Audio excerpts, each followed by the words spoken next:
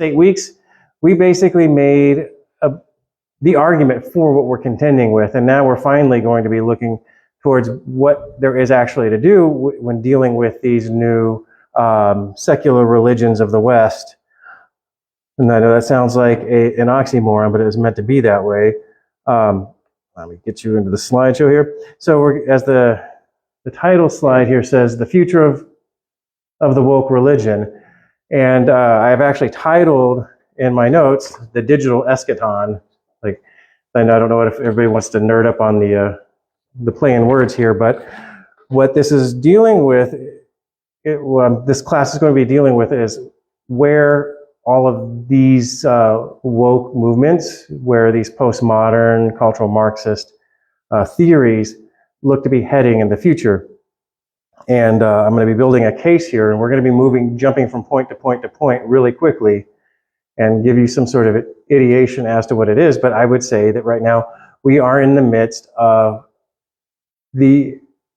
what I've heard termed is the if I can pronounce this right, immanentization of the eschaton, which means trying to realize something, like, say, seeding the clouds, trying to get this end of days to rain down upon the earth, if you will, by what we're dealing with in the way the culture's been moving.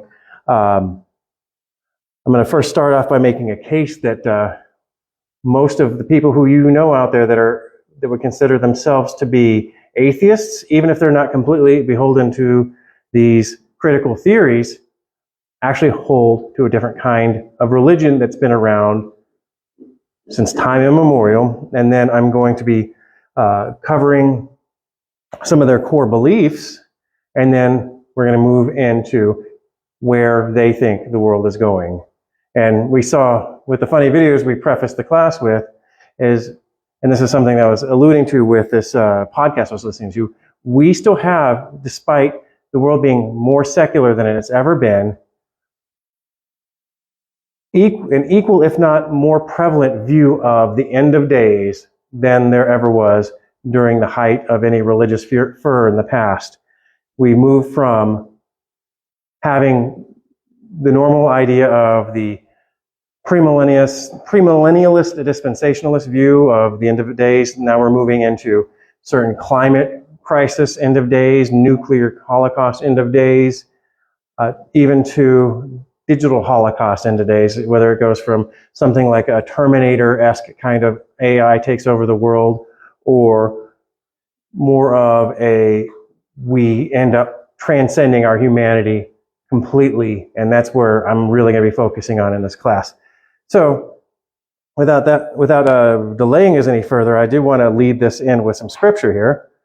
The quote from 2 Timothy 3, 1 through 5, but understand this, that in the last days there will come times of difficulty, for people will be lovers of self, lovers of money, proud, arrogant, abusive, disobedient to their parents, ungrateful, unholy, heartless, unappeasable, slanderous, without self-control, brutal, not loving good, treacherous, reckless, swollen with conceit, lovers of pleasure rather than lovers of God, having the appearance of godliness, but denying its powers. Avoid such people. I think that is an apt descriptor of the world in which we are living in today, but I also want to give a little bit more of a promise that we've been given, but also I want to see if you can see any kind of, keep this scripture in mind as we cover the classes. You'll see parallels in what I'm speaking about here. So, in a moment, in the twinkling of an eye, at the last trumpet, for the trumpet will sound, and the dead will be raised imperishable, and we shall be changed. For this perishable body must put on the imperishable, and this mortal body must put on immortality. When the perishable puts on the imperishable, the mortal puts on immortality, then shall come to pass the saying that is written, death is swallowed up in victory. O death, where is your victory? O death, where is your sting? From 1 Corinthians 15, 52 through 55. Okay, so the case I'm going to be making today, and we've been making this entire class, is we're not dealing with a newfangled kind of atheist movement across. People aren't falling away into having no faith. We've basically got the birth of a new faith, which is actually just an old faith resurgent. And they have their similar stories of what you would consider the perishable putting on the imperishable, and the mortal putting on the immortal. So what I'm going to first move us into is a concept called pantheism to start building a case. And first thing we do, we define terms. And I'm going to speak a little bit more slowly because we got time. I don't have as many slides this class, so yeah. Yeah, did it surprise you that I listen to my videos at 2 times speed? I get frustrated. Sometimes I can't get them to go faster depending on how slow the speaker is. So, the pantheism, and this is the case I'm going to make, is most atheists are not truly atheists. They're actually pantheists. And I'm going to give you the term and see if you can come to the same realization here. So, pantheism is the philosophical religious belief that reality, the universe, and the cosmos are identical to divinity and a supreme being or entity. The physical universe is thus understood as an immanent deity, still expanding and creating, which has existed since the beginning of time. The term pantheist determines one who holds both that everything constitutes a unity and that this unity is divine. And I didn't underline terms again, I'm sorry about that, but look for these Gnostic terms in here. Consisting of an all-encompassing manifested god or goddess, all astronomical objects are thence viewed as parts of a sole deity. So when we say that the cosmos is divine, we mean it with just as much conviction. This is a quote from a pantheist, and emotion as believers say that their God is God. But we are not making a metaphysical statement that is beyond proof or disproof. We are making an ethical statement that means no more and no less than this. We should relate to the universe in the same way as believers in God relate to God. That is, with humility, awe, reverence, celebration, and the search for deeper understanding. So, and you'll see language of pantheism immersed both in the church, but also in the world. Typical terms is like, oh, nature intended that this to happen. Oh, may the universe smile upon you is one of the things I hear a lot. Or evolution, and that's a funny word for us, is evolution provided a way for this to happen. But what they're doing is they're giving agency to non-conscious things, right? Even though it's going to be a kind of a play on things, we're going to find out that their idea of consciousness is slightly skewed in such a way that they are meaning evolution having agency, they are meaning nature having agency, and they are meaning the universe itself having agency. So, the overview of pantheism is the view that the world is identical to God or an expression of God's nature. According to pantheism, God is everything and everything is God. And doesn't that line sound familiar from our discourse on Hermeticism and Gnosticism? This may sound like a familiar Judeo-Christian concept, namely God's immanence, which is the idea that God pervades or is ever present throughout the universe. However, pantheism differs from the traditional theistic religions in 2 important ways. First, pantheism rejects the idea that God is transcendent, meaning he's outside of his creation. According to traditional Western conceptions of God, he is an entity above and beyond the universe. So, although God may be fully present in the universe, he is also outside of it. Simply put, he transcends the totality of objects in the world. When the pantheist says that God is everything and everything is God, this is meant to capture the idea that God does not transcend the world. So, I've got a lot more notes. I'm not going to get into them all here, so I'm just going to keep on path that I got ahead. Oh, I printed 2-sided. My dear wife usually does 1-sided. Oh, and pray for Miranda. She's out of town this week. She's up in a legal conference up in Austin, and I'm not a big fan of Austin, so pray that she weathers her time up there and makes it back home safe on Friday. And if you're watching, love, we all miss you. Come back soon. Okay, so moving forward, slide 6. A second important difference between pantheism and the traditional theistic religions is that pantheists also reject the idea of God's personhood, even though they tend to think in agency, as I spoke before. The pantheist God is not a personal God, the kind of entity that could have beliefs, desires, intentions, or agency. Unlike the traditional God of theism, the pantheistic God does not have a will and cannot act in or upon the universe.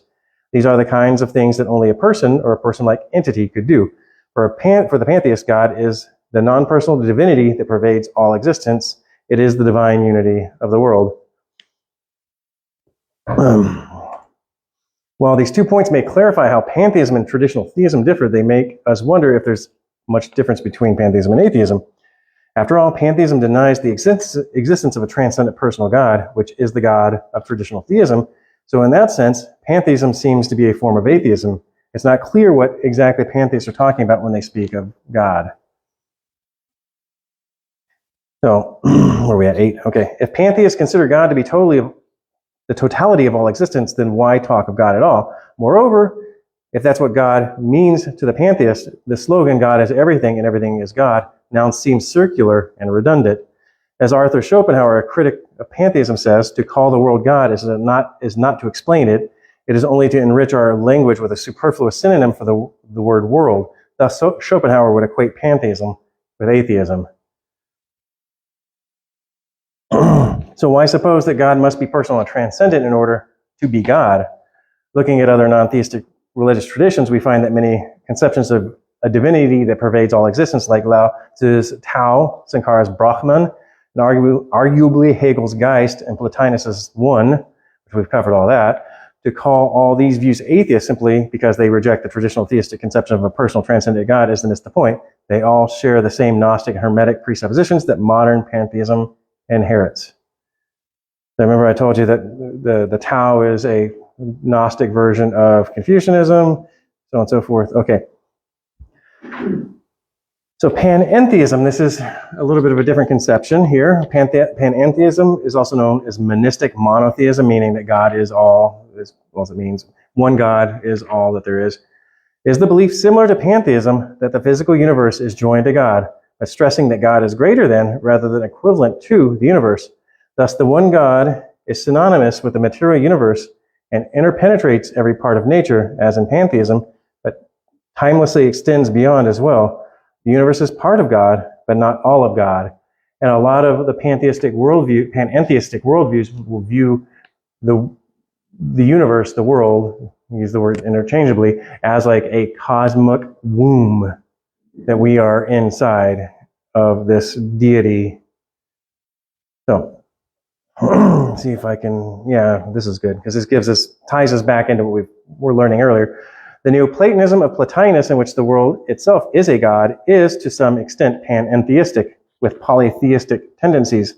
And philosophical treatises have been written on it in the context of Hinduism for millennia, it being panentheism. Many North American and South American native religions are panentheistic in nature, and some elements of panentheism arise in Kabbalah, some Sufi orders of Islam, and Oriental Orthodox Christianity, which are all Gnostic sects of their respective belief systems. And Charles Hawthorne popularized panentheism as development of process theology, so watch out for that stuff, in the 20th century, and it has also been adopted by proponents of the various New Thought beliefs. And New Thought is going to be coming out of the Theosophical Society and then thus feeding into the New Age.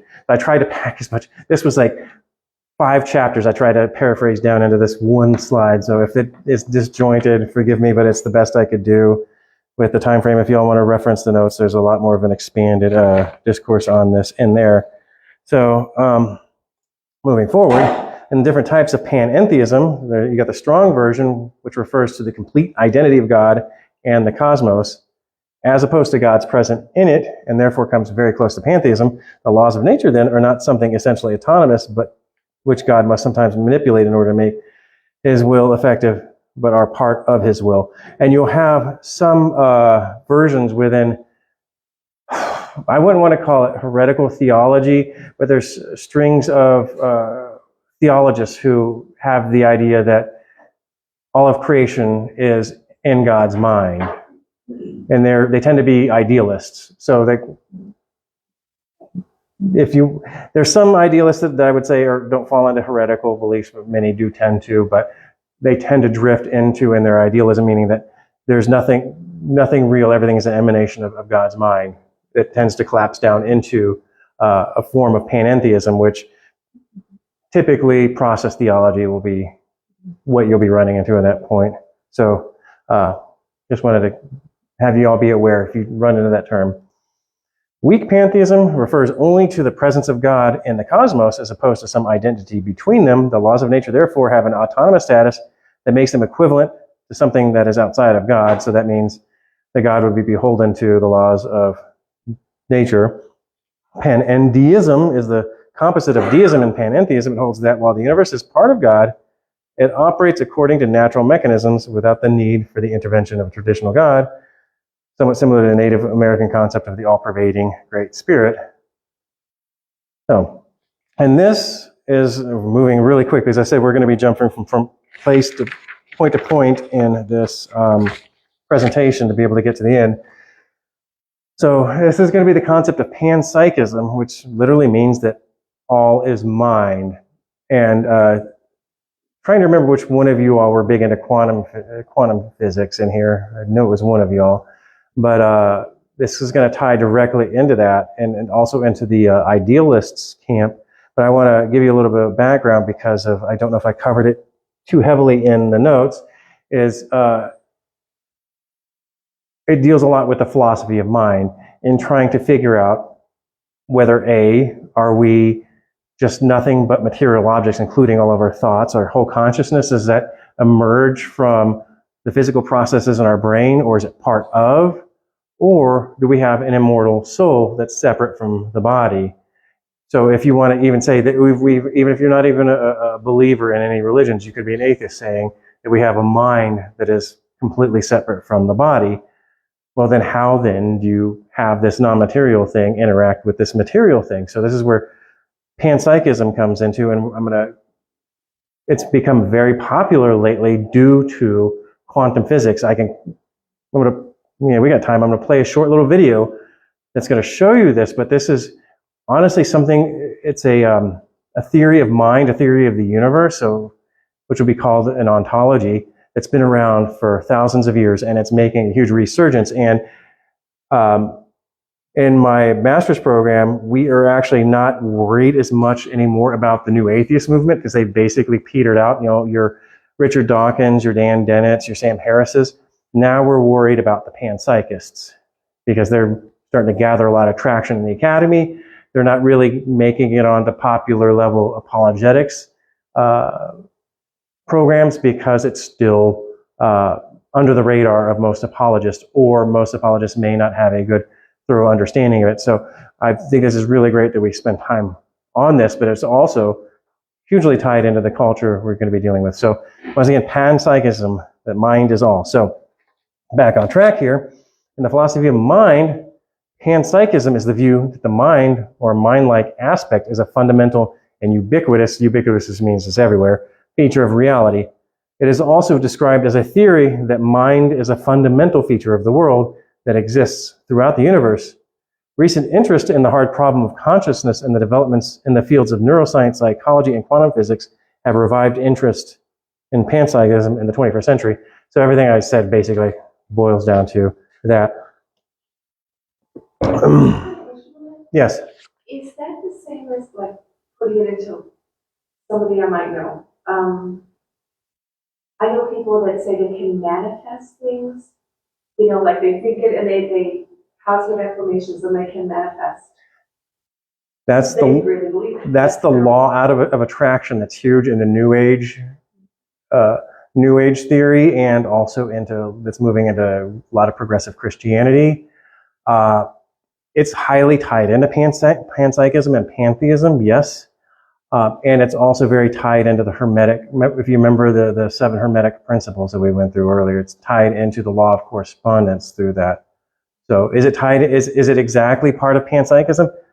Not 100% correspondent, but they're all related. So yeah.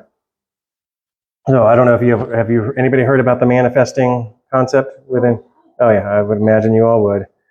Okay, so now I'm gonna give you a very detailed answer to your question, Rita, because yeah, it is, but you're going to have a more of a comprehensive understanding of why here very shortly. So, panpsychism may be defined as the view that all things possess mind or some mind-like quality. First, the mind in all things is something, I should just say first, mind in all things. I don't know why I put the word the, because it really doesn't, in their philosophy, you don't have the word the, so that was me. Mind in all things is something internal to or inherent in things themselves, as opposed to being injected or sustained by some outside entity. Second, such mind has a sort of focus or unity to it in that it's typically assumed to be of a singular nature. Third, things usually but not always include systems or collections of lower order entities. Thus, a force may be considered as a thing, though it is composed of a variety of individual trees, plants, animals, and so forth. And to have this make more sense, that mind is in all things. It's every constituent thing in the universe, from all the way down to the smallest subatomic particle, all the way to the largest order thing that you can think of, from atoms to planets to stars to galaxies. The universe itself all have degrees of consciousness already inherent into them, and they were not bequeathed on by some other eminent. It would have to be outside of that. You would be basically speaking of God at that point in time by that nature. So, second, that mind has some sort of focus, unity to it, and the focus or unity is going to be the central question of the hard problem of consciousness. What is the most detailed or stripped down bare bone idea of consciousness is that it has to be unified. It can't be distributed in any way, and it has to have a focus. And the word in philosophy of mind is going to be an intentionality. It has to have the ability to actually have an aboutness. Like right now, I'm staring at you, Joni. So my consciousness is about you right now. So you would have to say that then in this idea that even a quark has an aboutness, a consciousness of you, and is able to observe you, is what it's basically stating, if that makes any sense. So third, things usually, but not always, include systems or collections of lower order entities, and then they can come together. So it's the idea that you would have a minute level of consciousness in that subatomic particle, but then you have the tree would have a higher level consciousness. The forest would even have a higher level, and they say that it kind of emerges to the point where you have humanity, where we have this very high level of consciousness. So you have these different gradients, if you will, so obviously you can say your dog probably doesn't have like the same conscious experiences that you do, but that would be something of a similar vein argument. I guess the universe itself has the highest level of consciousness because we all do that. Exactly. Did it change? No, it didn't. Okay, so panpsychist theories generally attempt to encompass both the material realm and the mental realm in a single comprehensive framework. So they're not dualists, they're monists about consciousness and everything, mind you. These realms are central to many aspects of philosophy, but panpsychism lies at a unique intersection of the two, wherein mind is seen as fundamental to the nature of existence and being. It is once an ontology, which is a theory of being itself, and a theory of mind. So pantheism identifies everything collectively with God as a single unified being.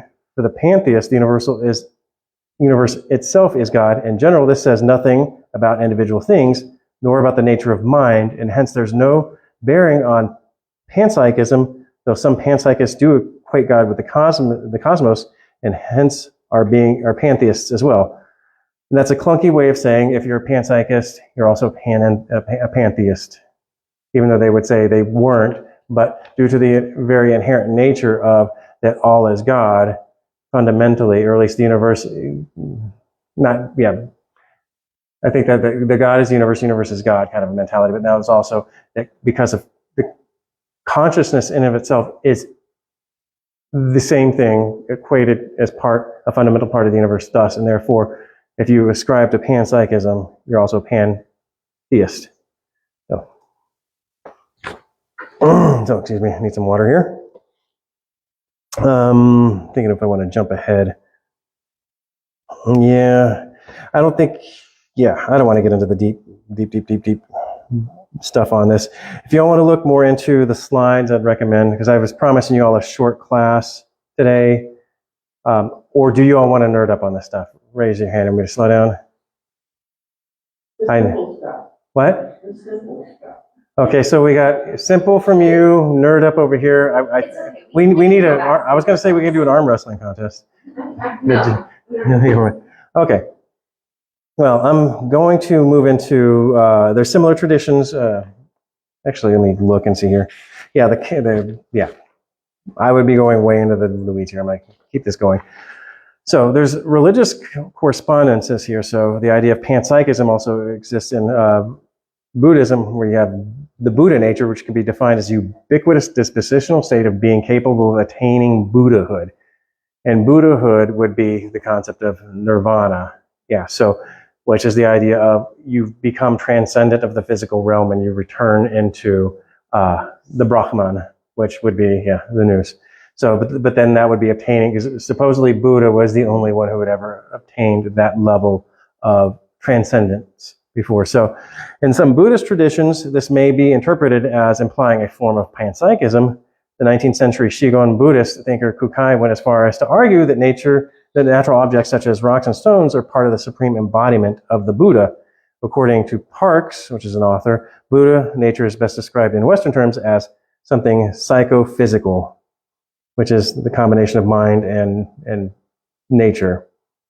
And I did want to cover this theosophical panpsychism because it does tie us back into previous class, our last class here. So, sorry, a little short of breath today. That's just me. I'm having allergy issues as usual. So I was tearing up old flooring, and I found mold, so it's really disturbed my allergy. So Theosophy does not separate the world into organic and inorganic, for even the atoms are considered God sparks. All beings are continuously their own creators and recorders, forming more perishable outer veils while retaining the indestructible thread self that links all their various principles, and the monads through vast cycles of experience. We are monads or God sparks currently evolving through the human stage. The deathless monad runs through all of our embodiments, for we've repeated many times the processes of birth and death according to Theosophy. So you can see this definitely ties directly into the concepts of panpsychism and panentheism. And I'm going to keep on going here. Theosophists hold that in the cosmos there are many physical, psychic, mental, and spiritual fields, self-organizing, whole living systems. Every such field is holographic in that it contains the characteristics of every other field within itself. All terrestrial entities can be considered fields belonging to our living Earth, Gaia, and forming part of our constitution. Human beings each have auric fields and astral bodies. The 50 trillion cells in our body, as well as the tissues and organs they form, each have their own identity and memory. Our mental and emotional fields influence every cell and atom of our being, for better or for worse. So that is distinctly panpsychist, and I'm basically quoting from their material there. Okay, so I'm going to go and jump into the quantum theory. And you didn't think this was going to jump into quantum theory, but it is, where a lot of these, the panentheistic panpsychist, let's say philosophical underpinnings are gaining steam these days. So I'm actually going to have a video for you, because I'm going to have somebody in the field who's going to be able to explain it in less than a million words. This is a very difficult concept, but I just wanted to be able to, this is me here, and I'm going to lead you into a video here shortly. So one of the most famous experiments in physics is the double slit experiment. It demonstrates with unparalleled strangeness that little particles of matter have something of a wave about them, and that suggests that the very act of observing a particle has dramatic effect on its behavior. So I'm going to move into a video here. See if I can get this to play. There it goes. And this will be describing this quantum effect, if I can get it to play. Okay, there it goes. Hey everybody, I'm going to give a quick overview of one of my favorite physics subjects, the observer effect. And the way that I like to understand this is using what is called the double slit interference experiment.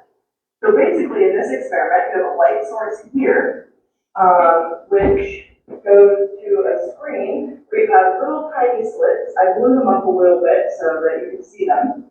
And so half of the light goes through here, half the light goes through here, and then ultimately it hits the screen where you get bands of dark and bright spots. So I'm going to draw it like a rainbow to kind of indicate those bands of dark and light. And the reason why that happens is because the light acts as a wave and it interferes.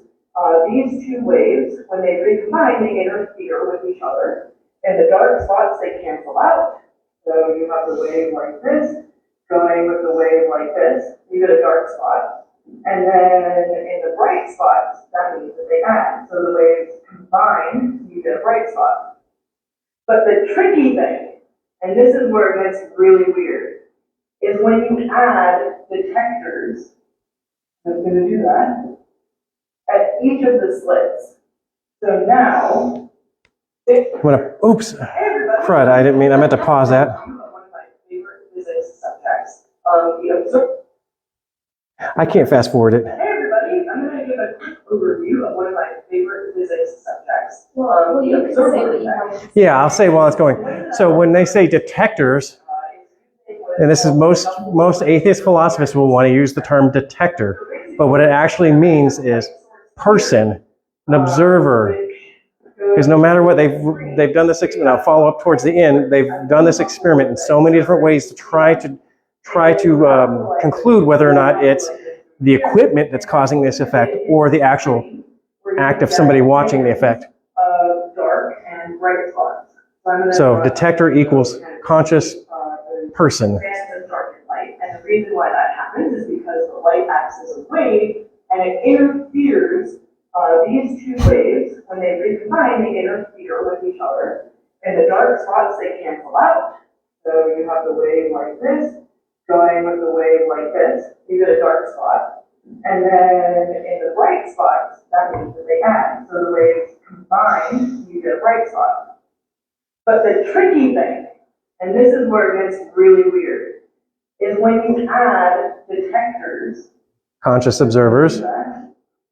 at each of the slits. So now, basically what you're doing is you're asking, okay, I know that light is made out of particles called photons.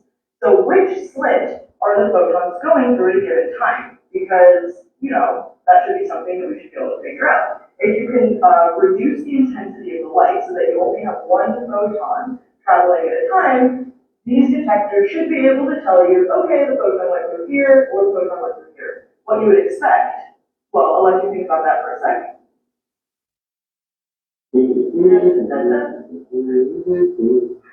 Cool. So you probably expect that half of the time the photons would go through this one, and half of the time the photons would go through that one, right? Probability, no problem.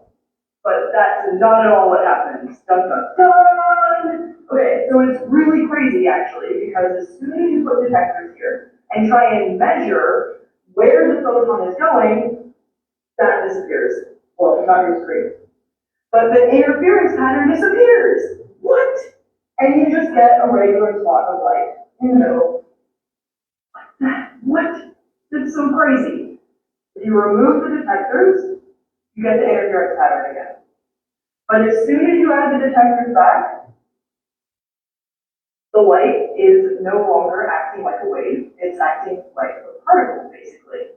And what's super weird is that you can't know where the photon is going. What the detectors show you is that they all either go through this one and you get a spot, or they all either go through that one and you get a spot. But the crucial point is that when you have no detectors, you have an interference pattern. When you have detectors, you get a bright spot. Crazy, right? It's almost like the light knows that we're watching it. So that is the observer effect. I didn't do it full justice here. There's a lot of different types of experiments that show this same effect. Basically, when us as experimenters look and ask what is going on at the quantum level, the atomic level, when we ask those questions and actually try to measure them, all of a sudden, the fact that we are looking at it changes the outcome. So it's almost like we are coupled with the experiment and you can never remove us from the experiment. So that's a really crazy, cool phenomenon that's like totally wild and wacky. Let me know if you have any questions about this. I'm happy to do my best to answer them, or to point you to more resources or some other tools and videos. All right, so I'll leave it there for now. Thank you for watching, and have a lovely day. First time anybody's heard of that experiment before? You haven't heard it? Yeah. So it's, How do they know when they're not? what's that?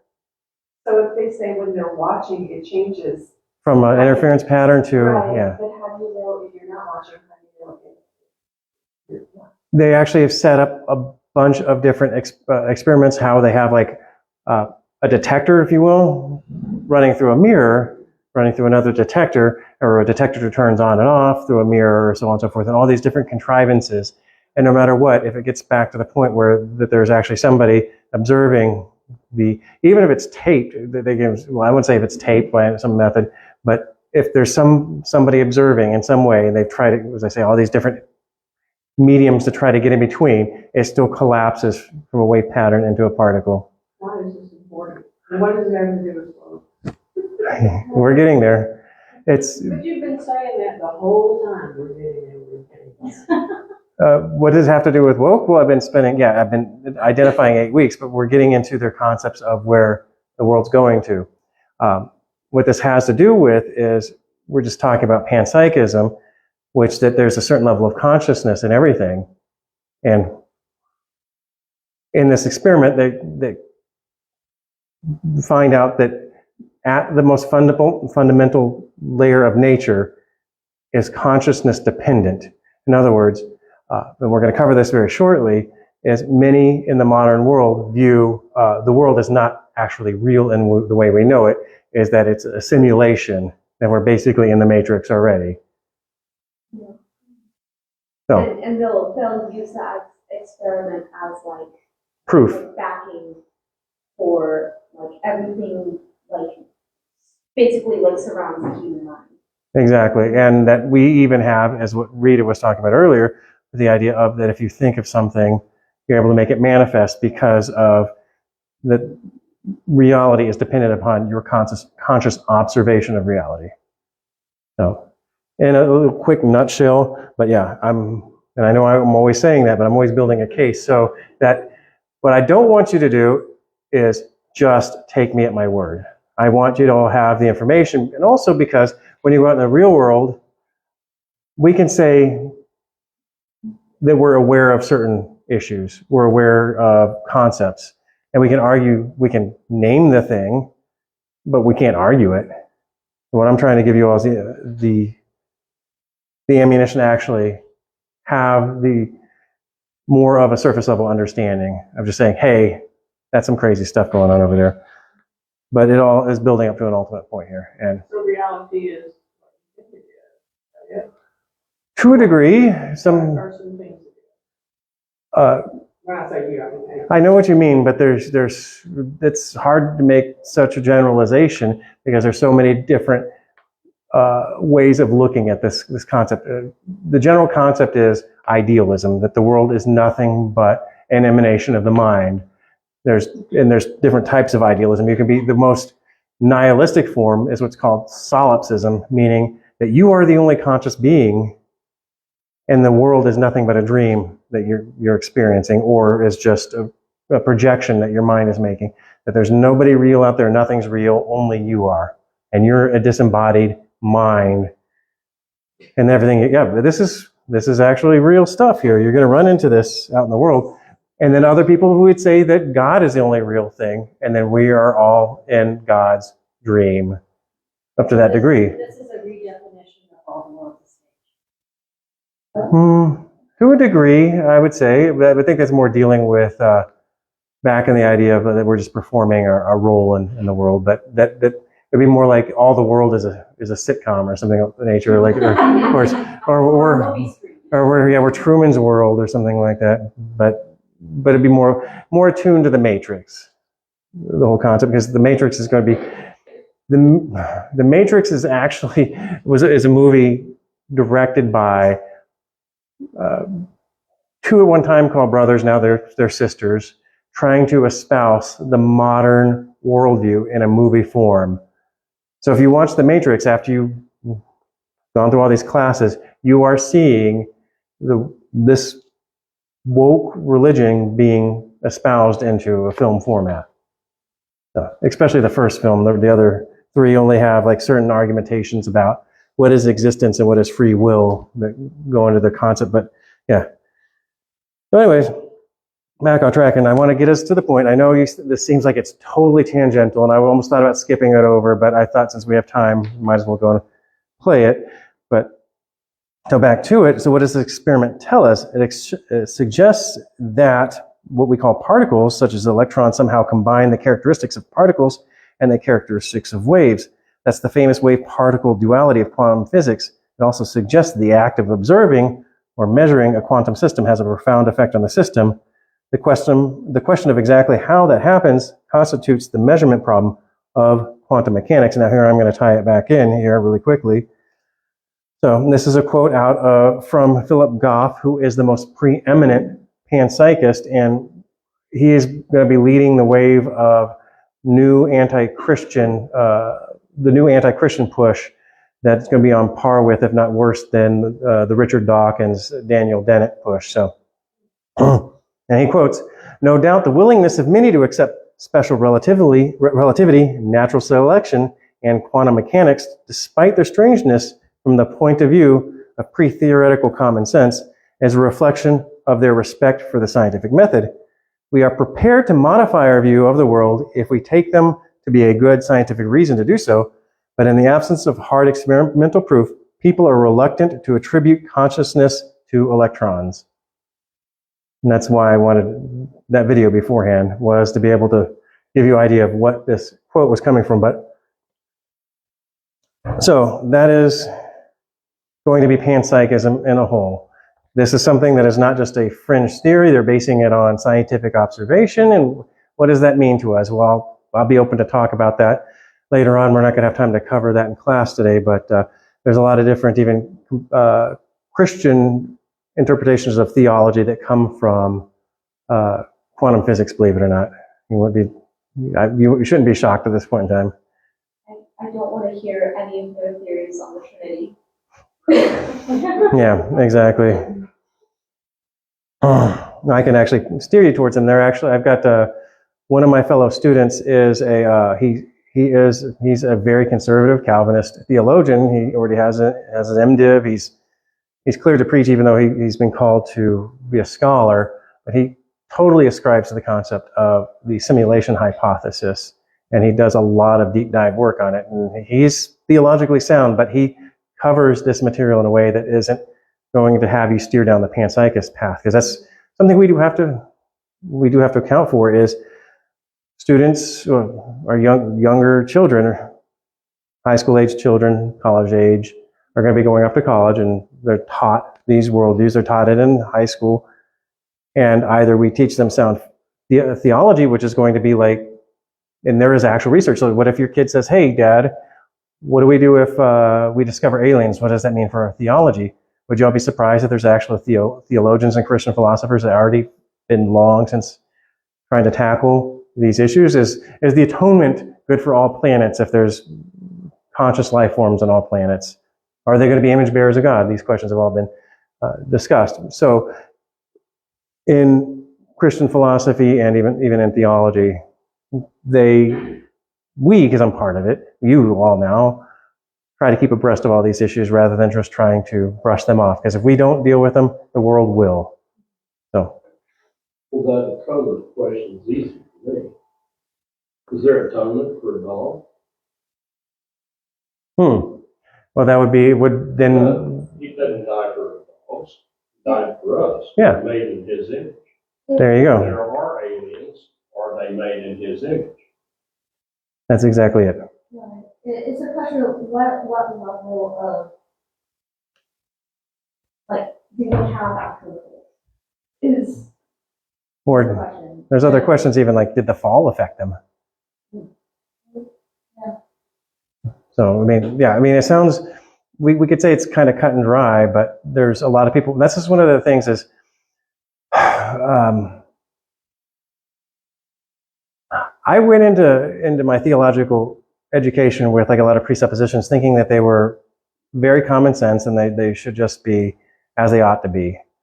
And I had my legs kicked it right out from underneath me, almost completely, not even in the idea of, like, say, crazy fringe stuff like, do aliens take part in the atoning work of the cross, but even just base level worldview ideas. And I think that's where one of the things I've seen when we try to deal with the culture when they ask those questions is we presume them to be commonsensical, but it's not that way to the world. And we have to be able to lovingly guide the people who are coming up to us asking these crazy questions into the truth. So that's the best I can say. And I know these are just crazy things, but I'm trying to also communicate to you the way in which the world is going, and trying to comfort you also in the way that there's already been Christians out there, and you'll find out even sometimes for thousands of years, wrestling with these questions. So not to try to gloss anything over. And I'm sorry I cut you off, Rachel. Just want to be able to get us back on track too. I didn't mean to get us down the atonement for alien species rabbit trail there. If we make contact with aliens, they're coming to us, have at least the sophistication of mind to do that. Which in my head implies soul, but doesn't necessarily. Yeah. Yeah, I'm gonna forward you, Harry, my good buddy Parker. He actually has a podcast, and he actually did a long episode on "Do Dogs Have Souls?" You'd like that. All right. And he's much smarter than I am, so he should be teaching this class, not me. What's that? Yeah, let's pause on that one and get back into it. All right. So next, we're moving it. As I said, we're jumping all over the place. So we're moving into transhumanism now. So we've gotten the idea of pantheism and panpsychism, and now this is building the case for where they're ultimately wanting to head with this. So the transhumanism, as it sounds, it means something that's going past being human. So transhumanism is the philosophical and scientific movement that advocates for the use of current and emerging technologies to augment human capabilities and improve the human condition. Transhumanists envision a future in which the responsible application of such technologies enables humans to slow, reverse, or eliminate the aging process, achieve corresponding increases in human lifespans, and enhance human cognitive and sensory capabilities. The movement proposes that humans with augmented capabilities evolve into enhanced species that transcends humanity, the posthuman. What's that? There we go. They're going to assimilate us too.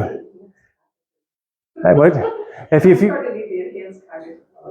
yeah, well, that's the idea, is like enhanced cognitive, like think of Neuralink, or where I know where you're going to have the mind machine interface, where you imagine if your phone screen is actually in your field of consciousness.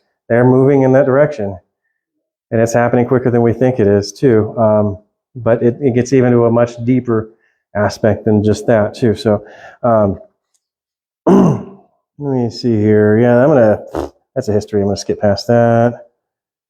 Okay, I'm gonna move into the present age. Transhumanism found support from Silicon Valley entrepreneurs, including Google co-founder Larry Page, Amazon's Jeff Bezos, Tesla's Elon Musk. In 2013, Page launched the Calico Life Sciences LLC, Calico Labs, a research and development company dedicated to extending the human lifespan through advanced technologies. In early 2022, Bezos and other backers invested $3 billion in Altos Labs, a biotechnology company seeking to reverse aging and disease.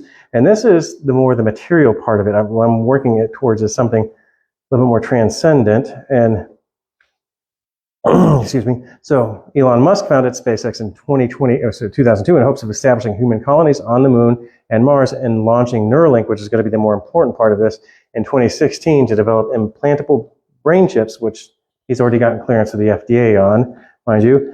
In 2022, the brain chip company Synchron announced that it had successfully implanted a chip in the brain of an ALS patient in the United States. The chip was designed to enable severely paralyzed patients to operate digital forms of communication with their thoughts.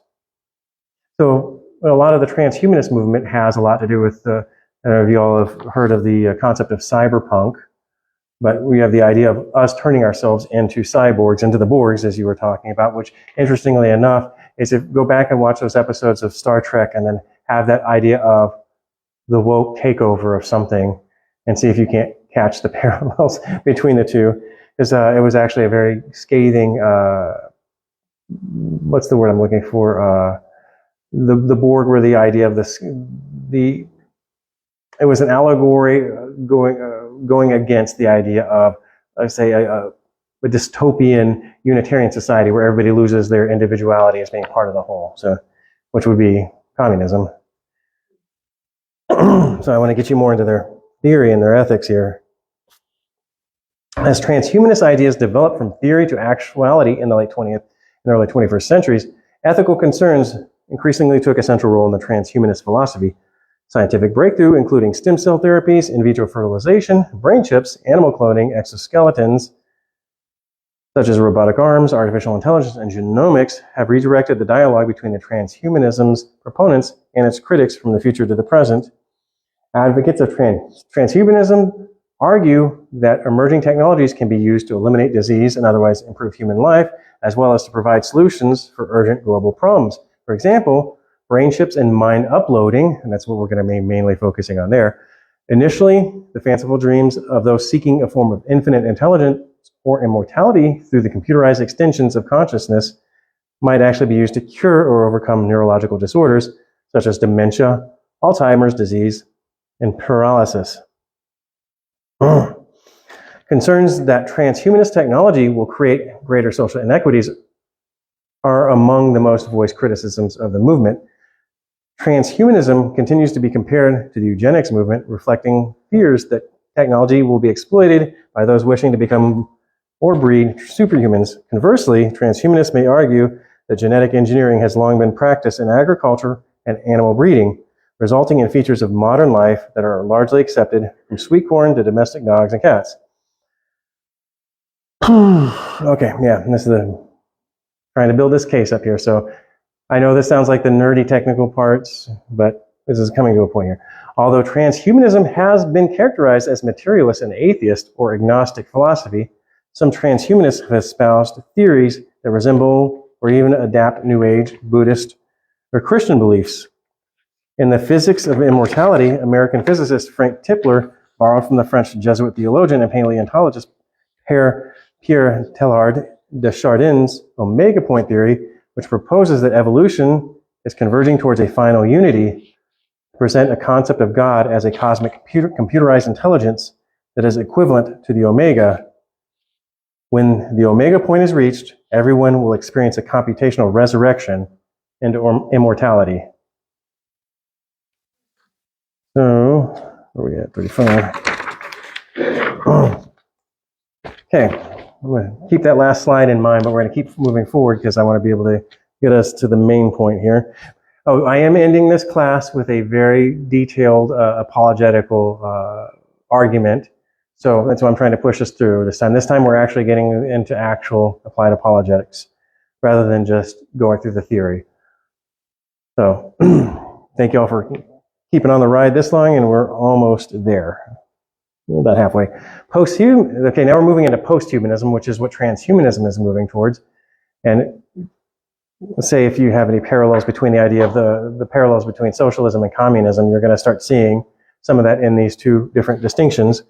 So posthumanism is an idea that in critical theory, responding to the presence of anthropocentrism, which anthropocentrism just means man-centric, humanity-centric, in 21st century thought. It encompasses a wide variety of branches, including, and now we're getting into critical theories, Evelyn, anti-humanism, a branch of theory that is critical of traditional humanism and traditional ideas about the human condition, vitality, and agency. So this is applying the critical theories, the dialectic now, into the idea of human and not human. Just as a little forward. Cultural posthumanism, a branch of cultural theory critical of the foundational assumptions of humanism and its legacy that examines and questions the historical notions of human and human nature. And why this is important is already we have what's called the Furry Phenomenon. Has anybody heard of that before? Nobody? You have? Do you want to? Oh, you got to leave now, Genevieve? Right. Well, have fun coaching. I will. Oh, like they're little kids. Oh, it's gonna be so cute. That's gonna be so cute. All right. Bye. Be like watching a bunch of kittens chase after a yarn ball. If they're not fighting each other. So, do you want to risk trying to define the furry phenomenon? Okay. And this is, I'm not kidding you. I didn't use the Navy term for that, thank God. The furry phenomenon is a new movement. So we basically have transsexual, right, where people believe that they are a woman, even though they are biologically man. People now believe they are other species. Cats, dogs, foxes, wolves, and they want to be treated as such. They want to be recognized as such. So much to the point that they go around in full costumes, dressed up as this animal spirit that represents them. And this has been such a phenomenon in very liberal, progressive school districts. They've also started installing litter boxes in the students' bathrooms in order to accommodate this. And this is, I'm not kidding you. If you really don't believe me, take the time, look this up. The furries, when you get home. F-U-R-R-I-E. Correct. And this is for real. And the idea that they are transcending what it means to be human. So There's a joke out there that says, if furries really want to be treated like animals, then we should have furry season, just like we have deer season. I was thinking more on the lines, okay, so my favorite animal is a bison. I could dress up like a bison and just charge him. yeah, and then you'd be immune to to legal persecution. Well, prosecution. you know, that would be the nature of the bison. Yeah. I just think if you're a kitty, you kind of You would have two ways Nobody to teaches plead. that. That's so like you could plead bison and the lawyer could plead insanity, and it would be great. Oh, wait, y'all don't, I just now realized you don't have slides and handouts. They're sitting on the copy right now. Becca, can I ask you to go grab those really quick? I didn't realize that I'm flying solo today. Forgive me, you guys. All right. I'm not going to go through this slide. I'm getting too deep in the weeds. I think we've kind of get the idea of even what it means to be human is being challenged. And I wanted to get into this. You have to really want to reject Yeah, you would think that the people are rebelling against their creator. Yeah. And this is picking up steam in ways that you can't believe.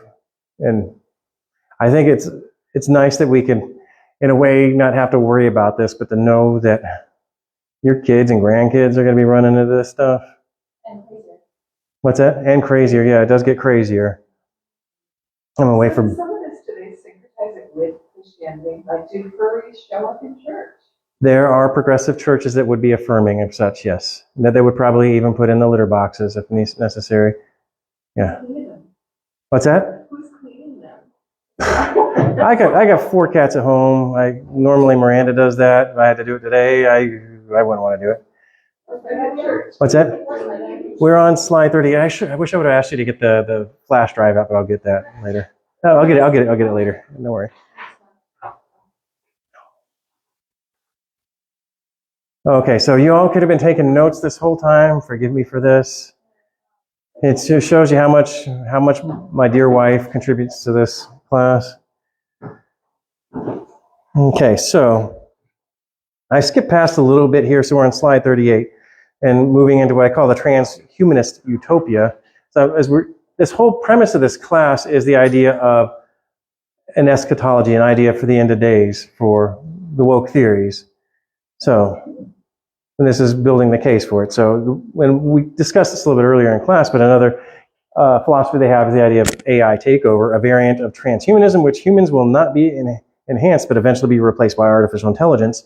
And this is a very big issue that a lot of people are dealing with right now, is how quickly AI is advancing. I think we all are familiar enough with sci-fi dystopias like the Terminator series to know to be aware of the potentialities of what an AI takeover would look like.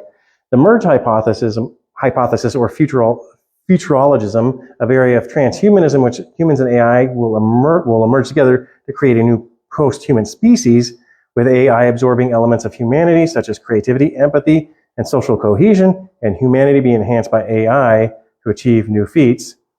And voluntary human extinction, which seeks a post-human future, in this case, a future without humans. There are many people out there who have that ideation, who are in certain fringe theories of, like, say, climate,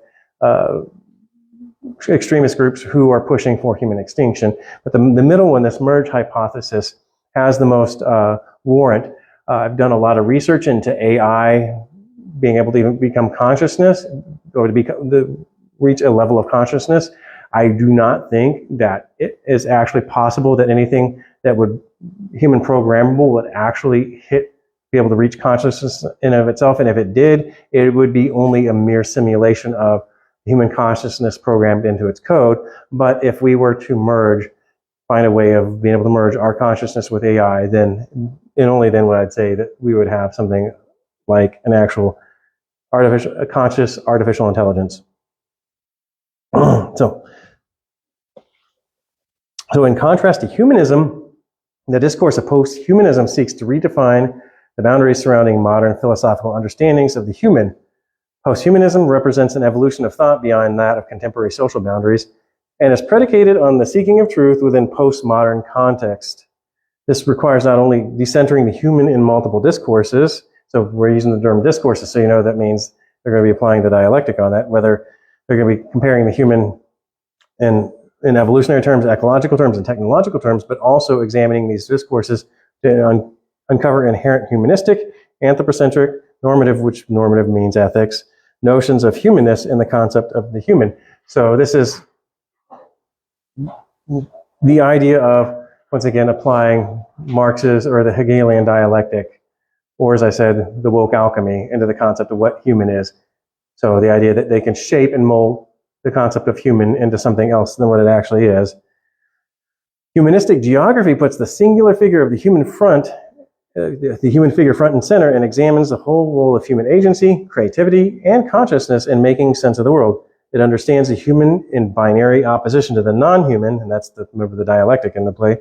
In contrast, in different ways, posthumanist geographers cast their analytical net a little wider to challenge a singular model of the human subject, and to blur and enliven the boundaries between human and the non-human. Oh, come on, I'm not changing. Yeah, I'm going to skip past this to get us past, but I actually have a whole section here on satanic transhumanism. Y'all read it on your own time. But it is actually from because I want to be able to get us to the end here quickly, but it was actually from their own literature. So, but a lot of it is, you'll see a lot of parallels in the transhumanist movement along with what's going on within modern Satanism. That's all it means to say. So we're going to skip forward to 47. So what we have is called the technological singularity, or as I heard the term today on the podcast, called the rapture of the nerds.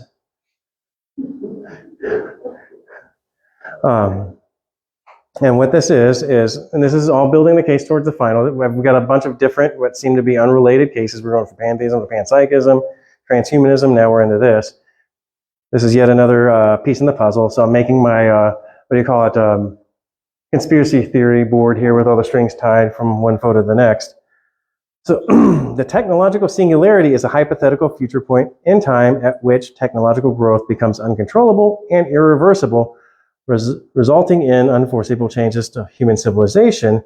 According to the most popular version of the singularity hypothesis, an upgradable intelligent agent will eventually enter a runaway reaction of self-improvement cycles, each new and more intelligent generation appearing more and more rapidly, causing an explosion in intelligence and resulting in a powerful superintelligence that qualitatively far surpasses all human intelligences.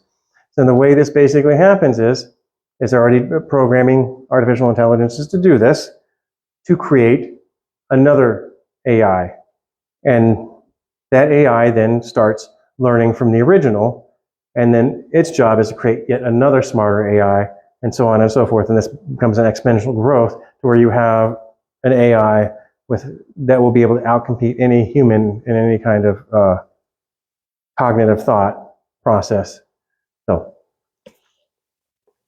So the technological singularity is the theoretical condition that could arrive in the near future when a synthesis of several powerful new technologies will radically change the realities in which we find ourselves in an unpredictable manner. Most notably, the singularity would involve computer programs becoming so advanced that artificial intelligence transcends human intelligence, potentially erasing the boundary between humanity and computers. And there's that idea of posthumanism there, the boundary between humanity and computers. The humans, the anthropocentric part could end up being part of a computer too. Since that time, the idea of the singularity has been expanded to accommodate numerous versions of apocalyptic changes and technological salvation.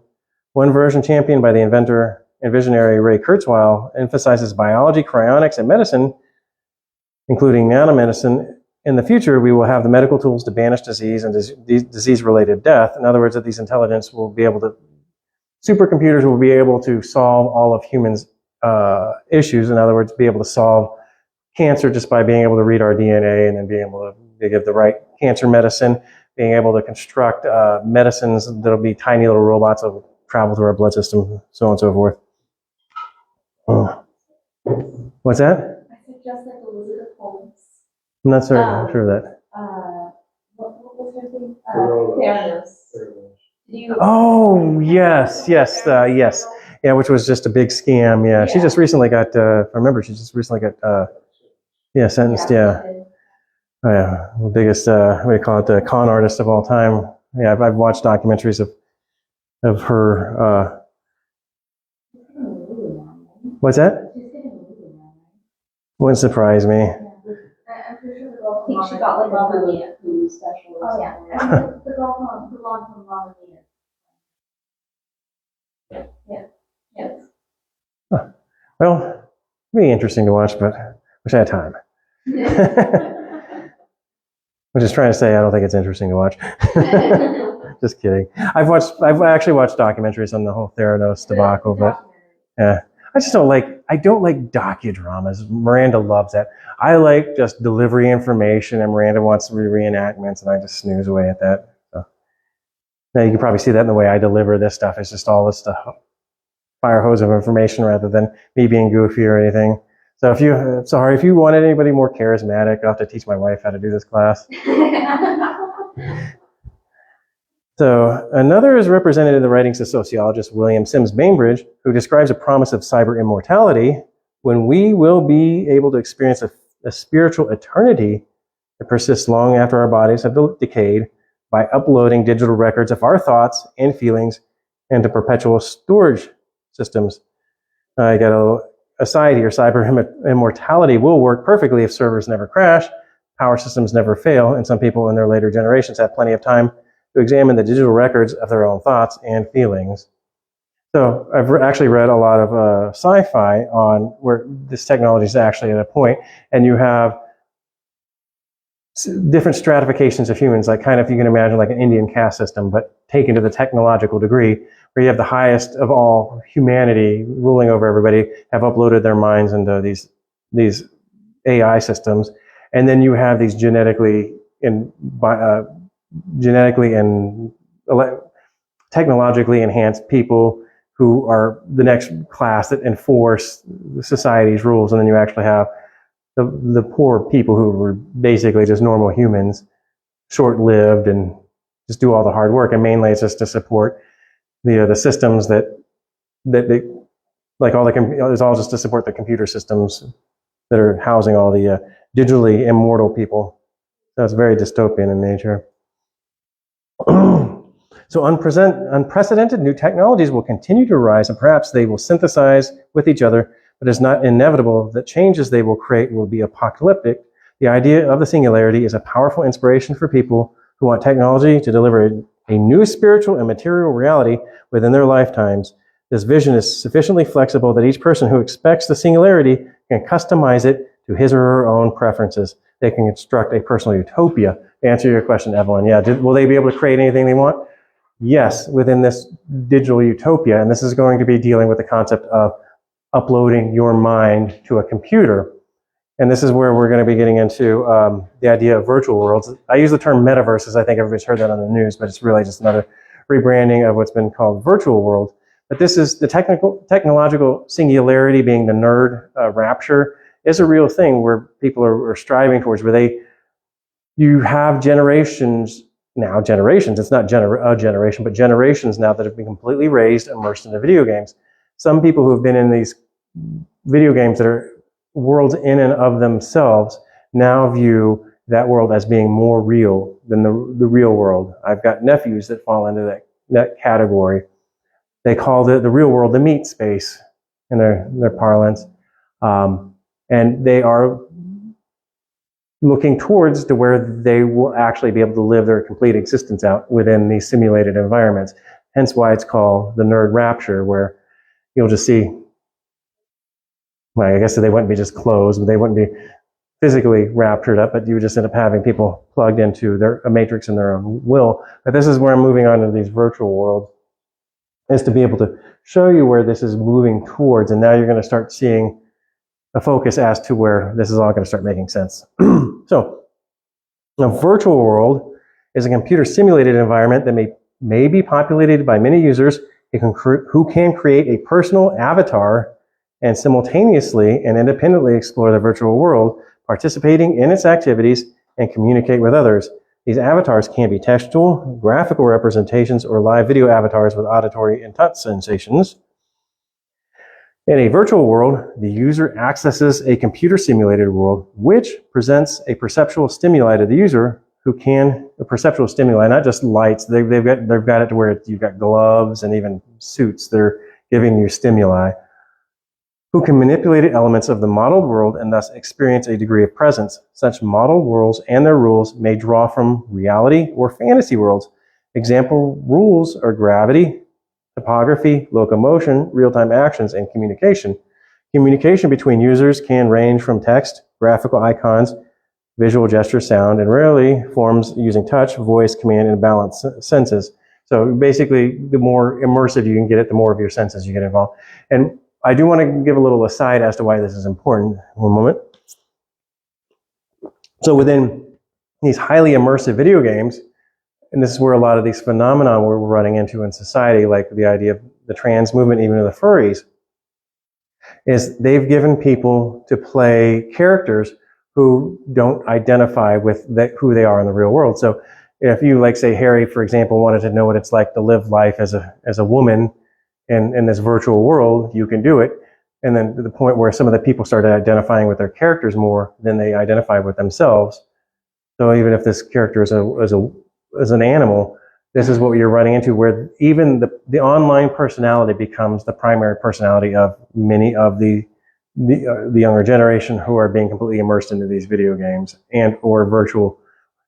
That they can even call some of these games, in a way, games is a misnomer. Some of these are just literally just digital spaces where people come together to socialize in some way or form, and then maybe sometimes they go out and do some things together. Supposedly, Marty Rollins saying I'll pass out so many times that he's going Yeah, wouldn't surprise me. Yeah. And then like actors who get so immersed in their roles that they don't truly come out of the role. Actually believe they are Mm-hmm. a small person. Yeah.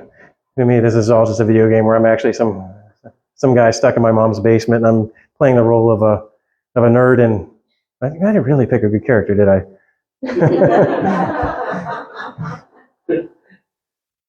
Okay. You didn't visualize them right at all. I just don't have that good of self-esteem, you know. I could have been a buff guy, but I just don't think highly of myself. It's such a destructive way to live, though, because I'm just imagining once I got it wrong, aren't you just kind of sitting there? Like, Yeah. that's all you do? Like, you sit there for hours? Living vicariously, but you got to think it's a natural progression of even at my age, I was parked in front of a TV a lot of times. I was raised in a generation where we spent a lot of our time outside, but if we were home, we were typically in front of a TV. Family interaction was in front of a TV, and this has been going on for even more generations than the video games and the internet have become prevalent. So in essence, we've been living vicariously, unplugging ourselves from the real world incrementally for probably a good 100 years now, if you want to start with the advent of radio all the way up to TV to video games.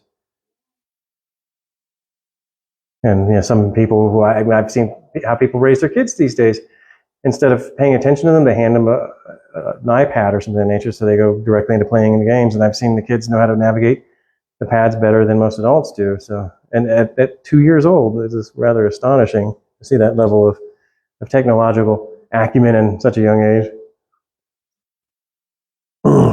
So, I was going to, I don't know.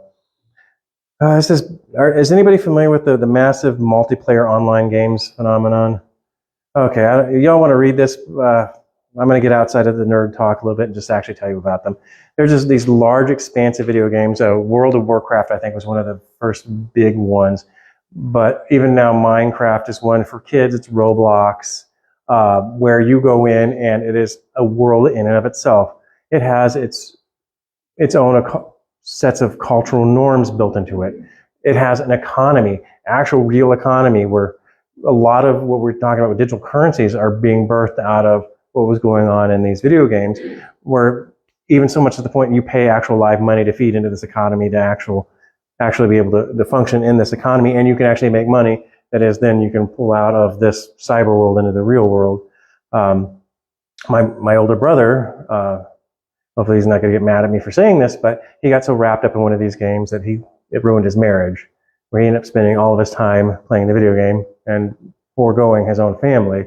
So these are very detrimental in a lot of ways to modern society, but it's also kids are being raised in this environment. So like Fortnite would be another idea of where this is, where you go in. The way it works is the typical idea of us older generation of video game is something you go in, you play like a level, and you get done, and you may advance to another level, right? But no matter what, you can go back to that level and play it all over again as if it were just like a chapter in a book you're reading, right? In these games, this is a world that the time is always passing, right? If you leave, you don't go back to where you started. You come back into where you come back in. So it's in a fixed timeline, and there's always other people in there. So it's not like you're only playing the computer or you're only playing like a certain level with other people. This is a world in and of itself. I don't know how to best describe it. In that way, you would have to kind of be immersed into it. But I know there's been a number of movies that have come out lately as to showing how these games are. You know, like I think the most recent version that I would say is the dystopian version would be Ready Player One, if anybody's seen that one. But yeah, these are just completely immersive worlds that you go in to play. Excuse me. Okay, so I'm going to give a little quote here. Virtual world is something with the following characteristics. It operates using an underlying automated rule set. It's physics. Now, it has its own physics, so you can actually have a world where gravity is reversed or whatever have you, but they don't actually have complete laws of physics in and of themselves. Each player represents an individual in the virtual world's player character. Interaction with the world takes place in real time. If you do something, it happens pretty much when you do it. The world is shared. Other people can play in the same world at the same time as you, and the world is persistent. It's still there when you're not, but it's not the real world. I think that's kind of giving a good little paraphrase as what I just said. And there's no generally accepted definition of a virtual world, but they do require that the world be persistent. In other words, the world must continue to exist even after the user exits the world, and the user-made changes to the world should be preserved. While the interaction in other participants is done in real time, the time consistency is not always maintained in online virtual worlds. For example, EverQuest time passes faster in real time, despite using the same calendar and using time units to present game time. Okay, so what I'm going to be doing here is slowly building the case as we've got the idea of interfacing mind with computer, and now we've got virtual worlds.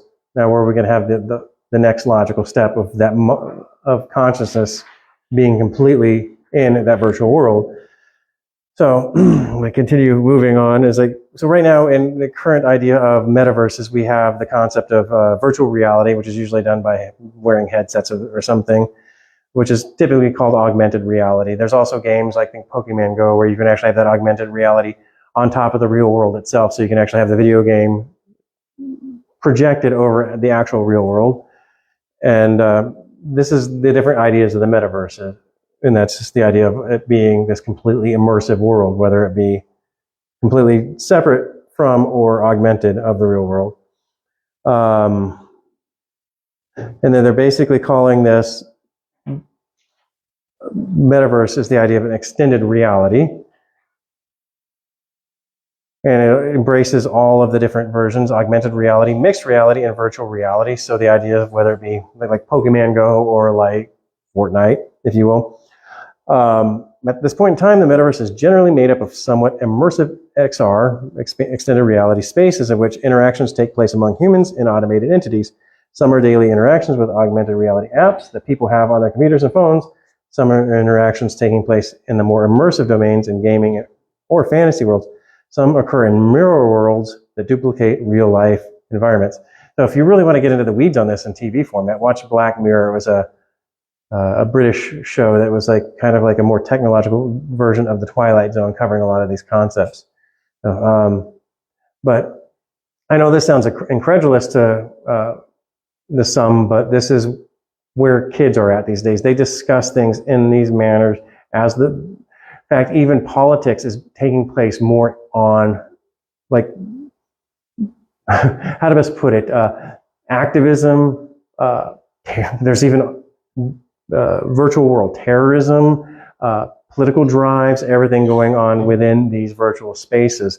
And savvy politicians are actually getting into these video game virtual spaces to campaign or to present themselves as being an applicable candidate for whatever. I guess that would be another way of saying campaigning, but this is not a joke. There's even concepts within these ideas have moved into the modern lexicon. So has anybody heard the term NPC before? Okay, we got the younger generation knows it, but not the older generation. It's an acronym for non-playable character. So when you ever play these video games, you run into these characters that are just AI, and they will only say certain prescripted, yeah, they follow a script. And there's a movie that kind of makes fun of it. Was it the one with Ryan Reynolds? I just watched that not too long ago. It was Free Man. Yeah, it's called Free Man, where he was an NPC that became conscious. But yeah, so what basically a lot of within the political movement, within the virtual world or the metaverse or whatever you want to call it, is all woke people are called NPCs. Because they all espouse the same prescripted talking points all the time. So it's even, so if you hear the term NPC anywhere, you now know what that means. Like November, Papa Charlie. Unplayable character. Yeah. So they're just non-playable character. Yeah. So this is. In the video game, Yeah. You can't play Yeah. in the video. They're just somebody who you interact in the real world, and they speak a script. And then the joke is that woke people don't have any original thoughts, don't have any actual agency. They're only scripting out the woke talking points. What? I'm trying to be charitable there. But yeah, I'd agree. Okay. This is more or less where they want to go. So this, if y'all want to read through this, is basically the idea of these video games is now moving into the workplace. The idea of this metaverse that this fell flat on its face from it's no longer Facebook, but Mark Zuckerberg, is the idea of moving the idea of Zoom meetings into the next level, where instead of just FaceTime with other people on a screen, you're actually within this immersive video game world. You can be in a conference room that's hovering over, like, say, a volcano if you wanted to, for whatever purpose. Or you can be in Neverland if you wanted to be having these meetings. But yeah, tech companies are moving in these directions, because that also means that, like, say you are you're trans. Well, then your actual avatar, who you truly are, is in that game, and you no longer have this weird, this correspondence. What's that? You no longer have health issues for the surgeries. Or anything of that. But yeah, now this is really moving towards the big idea of the Gnostic Hermetic case of identity comes from. So we're always talking about, where does this idea of the trans identity come from? And then it's the idea of that your material self is not the true representation of you. And that's interesting. They use the term avatar. Look up what avatar means in Hindu religious contexts. I used to know. Yeah, I forgot to. It was a long time ago. I forgot to be able to give a good definition. Shortly Yeah. after watching the movie Avatar, yeah. Go for it. Were you wanting to answer? Huh? No, I don't know. Oh, okay. It's more of like a spiritual projection of yourself rather than your material self. In a very nutshell definition, it's not my big wordy definition as usual, but the idea of the transcendent self. It's like the true self that you are, that you're, even as you're going through the different iterations of, exactly, still remain the same. Like even the idea of like spirit animals all kind of tie in similar ways to other religions. But okay, now we're in the simulation hypothesis. And I said, we're jumping all over the place in this class. I want to thank you all for keeping up with this. So the simulation hypothesis proposes that all existence is a simulated reality, such as a computer simulation. The simulation could contain conscious minds that may or may not know they are alive inside the simulation. This is quite different from the current technologically achievable concept of virtual reality, which is easily distinguished from the experience of actuality. Simulated reality, by contrast, would be hard or impossible to separate from true reality. And there's been much debate over this topic, ranging from philosophical discourse to practical applications in computing. So the whole idea of the difference is, like, you go into a virtual world, wanting to go into that virtual world. The simulation hypothesis, maybe you're already in that world, but you don't have any idea about it. Now, what does that mean in concept of the idea of the Gnostic and Hermetic traditions that we've been speaking about? Not getting. Does that not put you back into the, well, I guess it's circular. Does that not put you back into the, because we're already in a matrix-like world that's oppressing us, by transcending this world into a computerized world, are we not just putting us further into that? Mm-hmm. Yeah, so you have a twofold version. So like you're looking more into the idea of virtual world, right? The idea of transcending the physical world into a virtual world, yeah, would be the idea of the material world being evil, and then this virtual world being the more true representation. In a way, yeah, but also the simulation hypothesis already kind of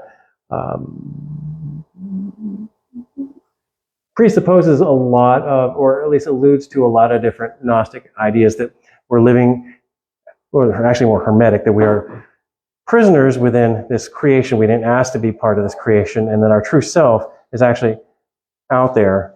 And then the idea is to be able to escape the simulation.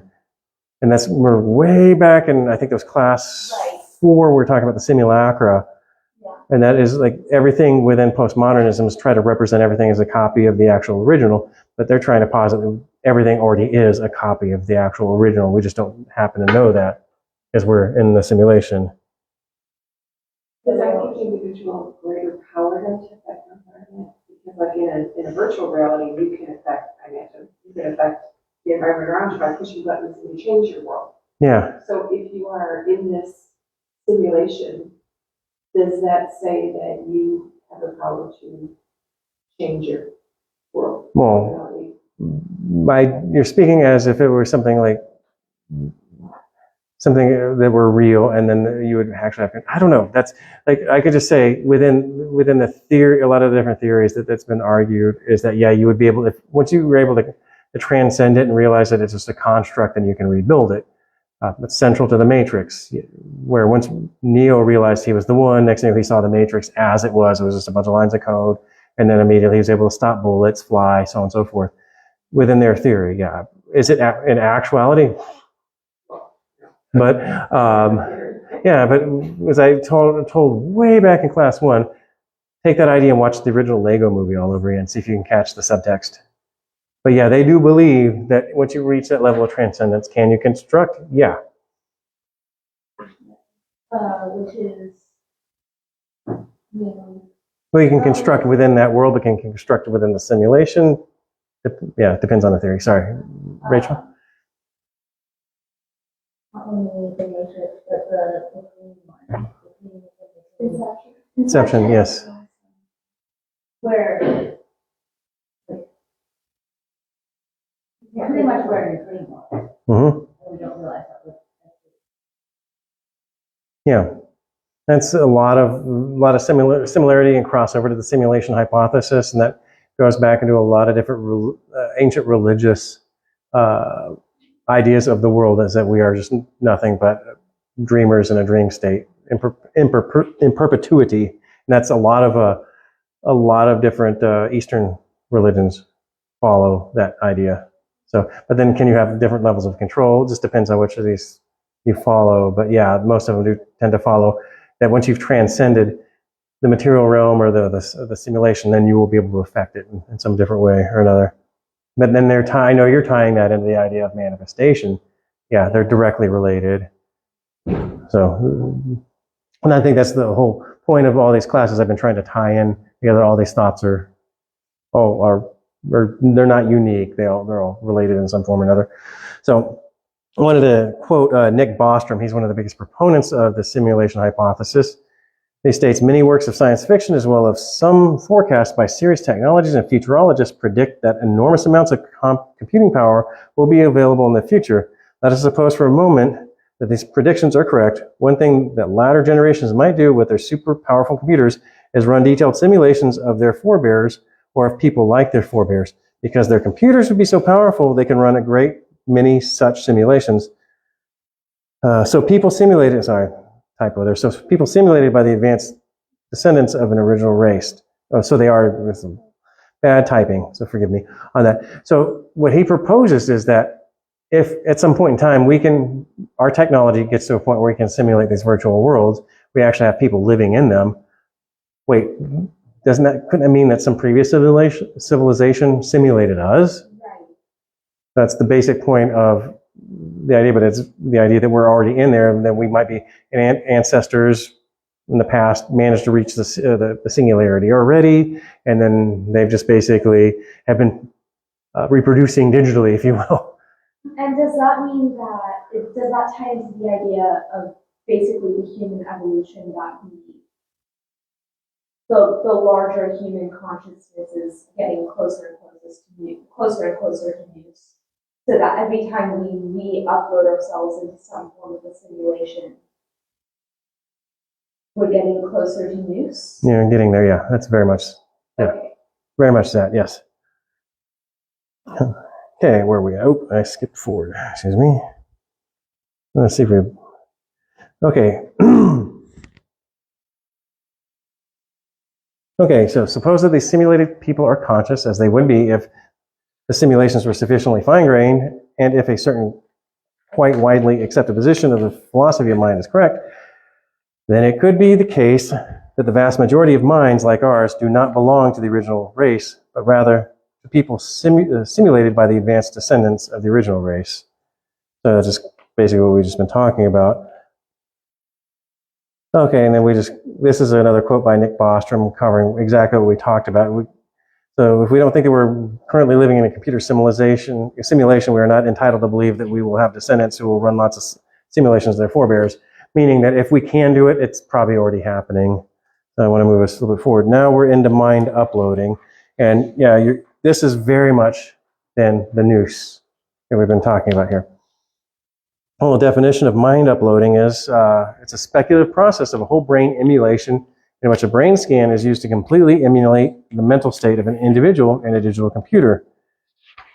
The computer would then run a simulation of the brain's informational processing such that it would respond in essentially the same way as the original brain and experience having sentient conscious mind.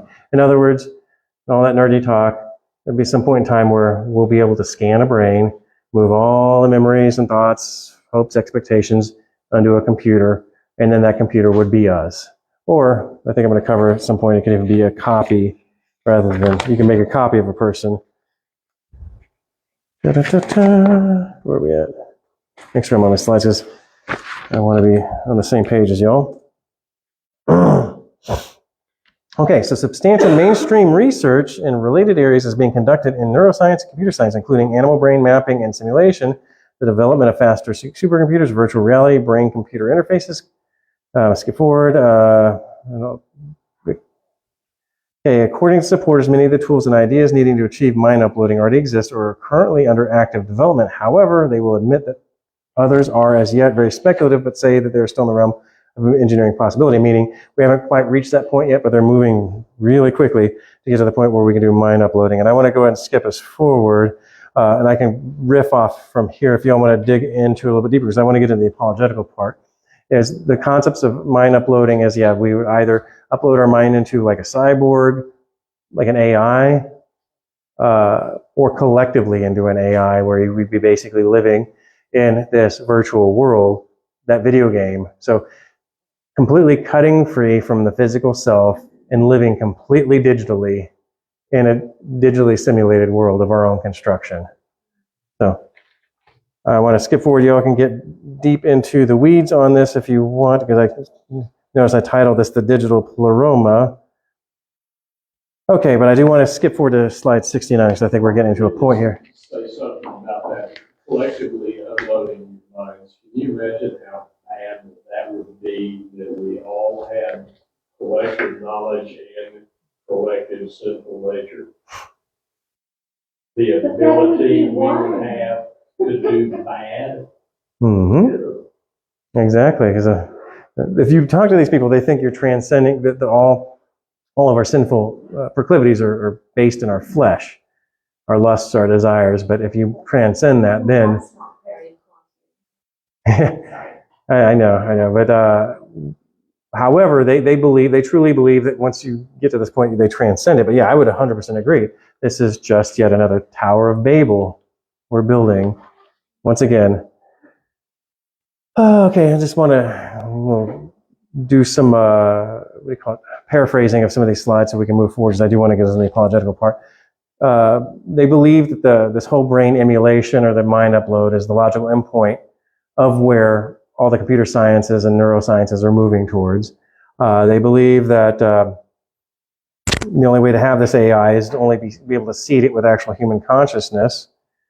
So they're already starting to state that there's not going to be a consciousness all on their own, except for the panpsychism is going to come back into play. And this is where a lot of the idea of where I wanted to get into the panpsychism part, and I'm going to riff here a little bit rather than go off the slides, is that if you get enough of these conscious elements, like even these conscious elements could be, we were talking about electrons from earlier, and computer systems are nothing but work of electrons, that if you get enough of them together, you're going to have a consciousness emerge from these smaller conscious subsets into these larger systems. But the quickest way to seed that is actually to feed an already conscious mind into the system to be able to get the system to realize itself. That'd be the best way of putting it. I want to get past all of the slides here, because there's the apologetical approach. Yeah, finally. And this is a bit of many of the slides, but yeah, so the idea of the logical endpoint of all of this is to realize that all is God, all is mind, and then from us to be able to separate from this physical realm to return back into this all, this pleroma of all being mind and all being collective together. And that would be in the way that they would realize themselves and realize themselves as God and complete God as being God. And that'd be done in this electronic realm.